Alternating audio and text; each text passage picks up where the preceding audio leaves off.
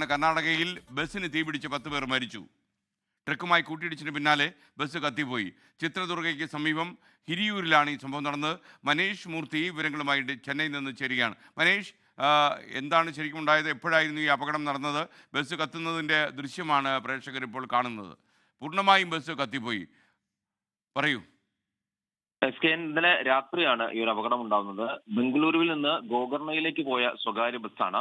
ഈ ബസ് ഒരു ട്രക്കുമായി കൂട്ടിയിടിക്കുകയായിരുന്നു. അതിന് പിന്നാലെ ഈ ബസ് കത്തുകയും ചെയ്തു. 10 പേർ സംഭവ സ്ഥലത്ത് തന്നെ മരിച്ചിട്ടുണ്ട്. നിരവധി പേർക്ക് പരിക്കേറ്റിട്ടുണ്ട്. അവരെല്ലാം സമീപത്തെ ആശുപത്രിയിൽ പ്രവേശിപ്പിച്ചിട്ടുണ്ട്. പലരുടെയും നില ഗുരുതരമായി തന്നെ തുടരുന്നു എന്നുള്ളതാണ് നമുക്ക് മനസ്സിലാക്കാൻ സാധിക്കുന്നത്. ബസ് പൂർണ്ണമായും തന്നെ കത്തുന്ന ഒരു നിലയുണ്ടായിരുന്നു. സ്വകാര്യ ബസ്സാണ്, നൈറ്റ് സർവീസ് നടത്തുന്ന സ്വകാര്യ ബസ്സാണ്. ഈ ബസ്സാണ് ഒരു ട്രക്കിൽ ഇടിച്ചതിന് ശേഷം കത്തി ഈ രീതിയിലൊരു അപകടം ഉണ്ടാവുന്നത്. ഗോകർണയിലേക്ക് പോയ ബസ് ചിത്രദുർഗയ്ക്ക് സമീപത്തെ ഹിരിയൂരിൽ വെച്ചാണ് ഈ ഒരു അപകടത്തിൽ പെട്ടിട്ടുള്ളത്. ലോകത്തെവിടെയായാലും ഏത് സമയത്തും 24 വാർത്തകളും ഓഗ്മെന്റഡ് റിയാലിറ്റി പാക്കേജുകളും എക്സ്പ്ലെയിനറുകളും വിശദമായി കാണാൻ ഞങ്ങളുടെ യൂട്യൂബ് ചാനൽ നിങ്ങൾക്ക് സബ്സ്ക്രൈബ് ചെയ്യാം.